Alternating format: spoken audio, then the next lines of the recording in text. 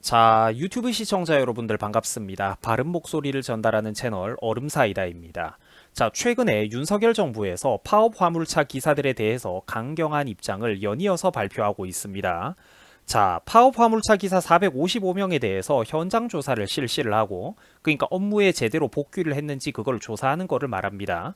업무에 제대로 복귀했는지 현장 조사를 실시를 하고, 미복귀자들에 대해서는 행정 처분을 내리는 것은 당연하고 형사 고발까지 들어갈 수도 있다라는 입장을 밝혔습니다.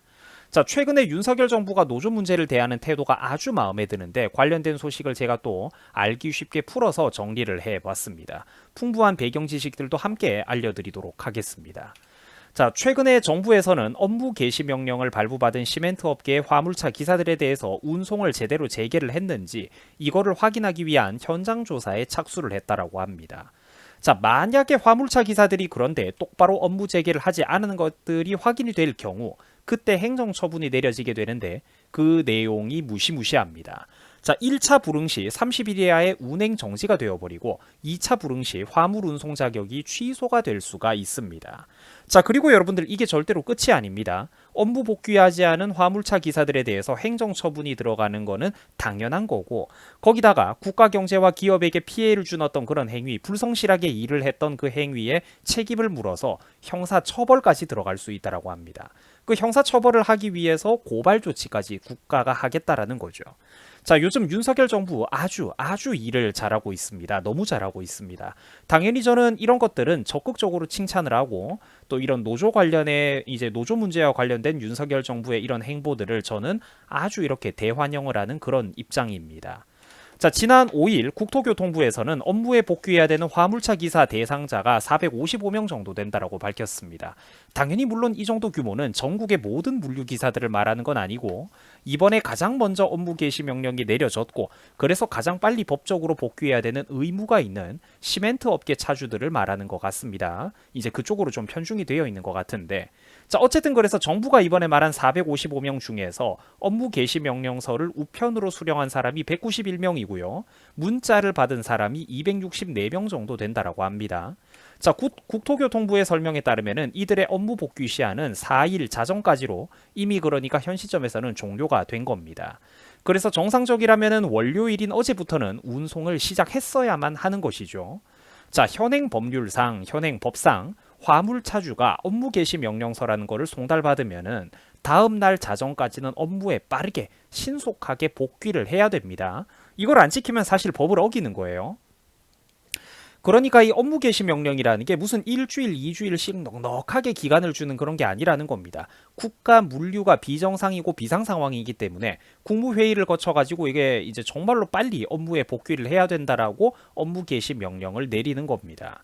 자, 그리고 국토부에서는 지금까지 총 791명에게 업무 개시 명령서를 발부를 했다라고 합니다. 자, 그리고 어제와 며칠 전에도 제가 말씀드렸지만 앞으로 이런 업무 개시 명령이 들어가는 분야들은 앞으로 점점 더 우리나라 물류 전반에 걸쳐서 늘어날 방침이라고 해요. 자, 정부는 그러니까 이번에 제대로 칼을 갈고 있었다라는 겁니다. 이번 정부는 역대 다른 정부들하고는 확실히 이런 부분들이 다릅니다. 노조를 대하는 태도가 특히나 확실히 달라요. 절대로 쉽게 물러나주지 않는다라는 겁니다. 좋은 게 좋은 거라고 좋게 지나가는 시대는 다 이제 끝났다라는 거예요. 자, 그러면은 화물연대의 파업 등으로 인해서 국내 산업 전반의 피해 규모는 어떻게 되고 있을까요? 물론 이 피해가 작지는 않습니다. 상당히 큰 상황입니다. 일을 해야 되는 사람들이 일을 안 하고 있으니까요.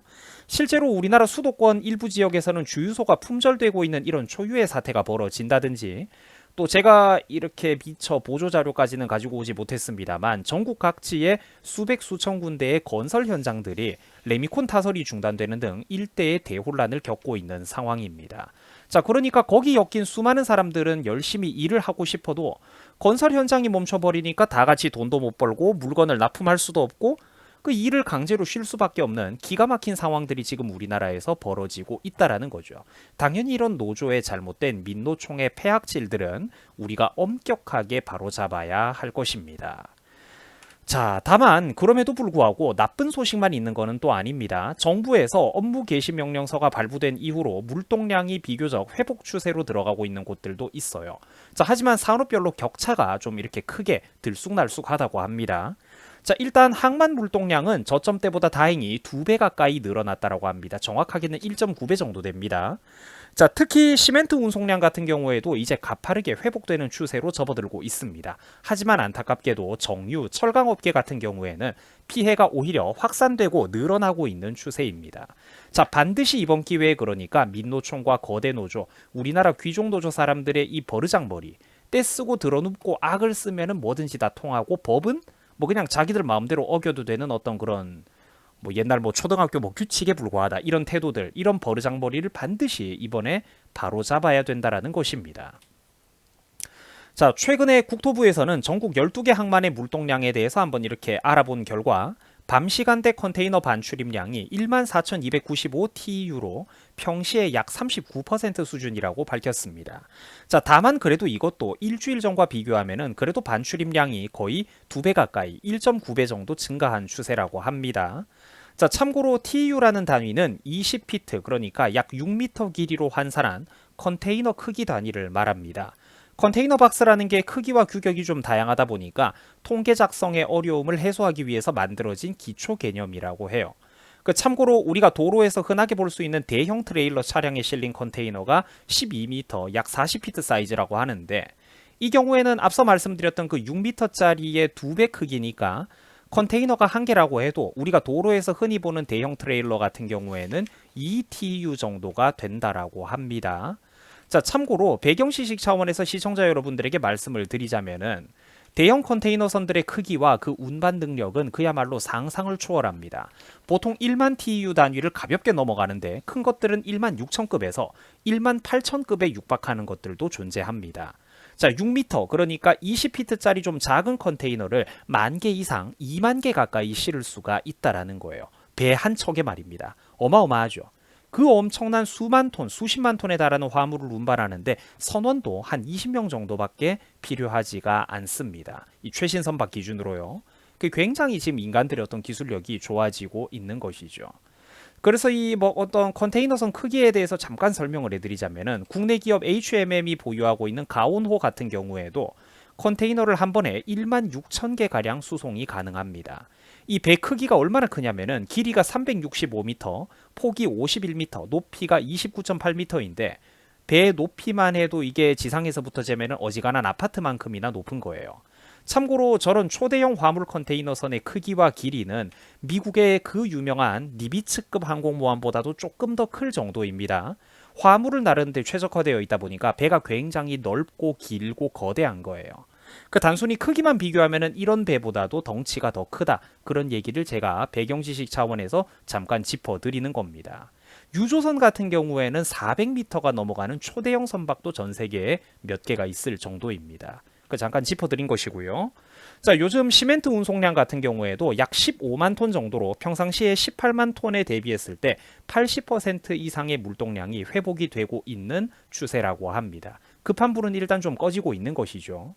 자, 국토부에서는 말하기를 화물연대 비조합원뿐만 아니라 조합원들도 업무에 복귀하고 있는 추세라고 합니다. 또한 업무 개시 명령의 효과는 분명하게 있었으며 화물기사들도 생업에 복귀를 해야 수입이 생기기 때문에 이렇게 하나둘씩 계속해서 복귀하고 있는 상황으로 보인다라고 밝혔습니다. 자, 참고로 화물업계 같은 경우에도 그때그때 일감이 많은 달과 적은 달이 있을 수밖에 없겠죠. 즉 성수기나 비수기 같은 개념이 어느 정도 존재를 합니다. 그래서 화물기사들 같은 경우에는 일감이 많이 있을 때 열심히 돈을 벌어놔야 일감이 줄어드는 해에도 그 적자를 안 보고 매달 고정적으로 빠져나가는 그 커다란 자동차값, 그죠? 장비값, 할부금을 버텨낼 수가 있다라는 겁니다. 일을 해야 될 때 파업을 해버리면은 그러니까 나중에는 그러면 일감이 적은 시절에는 적자를 보고 손해를 보고 빚더미에 올라앉는다라는 거죠. 장비값, 할부금은 매달 계속 빠져나가니까요. 즉 노조가 괜히 자존심을 세우면서 고집을 부려봐야 대다수는 자기들 손해라는 거예요. 대다수는 절대로 오래 버틸 수가 없다라는 겁니다. 지금 역대 최대 파업기 뭐 장기간 지속이 되네 어쩌네 이러면서 걔네들도 지금 막 눈치를 보고 있죠. 힘들어하고 있거든요. 얘네들이 근데 오래 버틸 수가 없다는 거예요. 할부금이 나가니까. 버텨봐야 자기들만 손해고, 특히 그 일자리, 그 대기업과 연계되어 있는 일하기 좋고 쾌적한 운전 노선들을 남들한테 주겠다라고 하면은 대신 일하고 싶은 사람들이 대한민국에 지천으로 깔려 있다라는 것입니다. 자, 참고로 며칠 전에도 제가 또 즐겁게 설명해 드렸던 내용이지만 최근에 윤석열 정부에서는 정유 분야에 대해서도 추가 업무 개시 명령을 검토하고 있다라고 합니다. 저는 이것도 당연히 최대한 빨리 윤 정부가 과감하게 업무 개시 명령을 내려야 된다라고 생각을 해요. 전부 다 싹 다 법대로 원리 원칙대로 빨리빨리 진행을 해야 됩니다. 최근 우리나라에서 집단 운송 거부 집회 참가 인원은 하루가 지날수록 뚜렷하게 감소하고 있다라고 합니다. 지난 3일 토요일에는 참가 인원이 3,700명이었는데 이것도 일주일 전 대비 26%가 감소한 것이고요. 지난 4일 일요일 같은 경우에는 하루 만에 참가 인원이 이렇게 1,000명 가까이 2,500명으로 뚝 떨어져서 감소를 해서 또 36% 이상 감소했다라고 합니다. 생업이 그렇죠. 아까 제가 말씀드렸다시피 생업이 걸려 있기 때문에 파업이 장기화되면은 절대 대부분의 정상적인 어떤 근로자 기사들은 오래 버틸 수가 없다라는 거예요. 또한 요즘 윤석열 정부가 아주 일을 잘하고 있습니다. 회초리를 들고 노조를 제대로 길들여 나가고 있죠. 운송을 거부하는 차주들에게는 유가 보조금도 1년간 제한해버리고 고속도로 통행료 감면도 1년간 제외해버리는 등 강력한 불이익을 주고 끝까지 그 책임을 묻겠다라고 합니다. 우리나라 경제부총리가 직접 밝힌 것이고요. 이런 거는 당연히 제가 100번, 1000번 칭찬하고 또 칭찬하는 바입니다.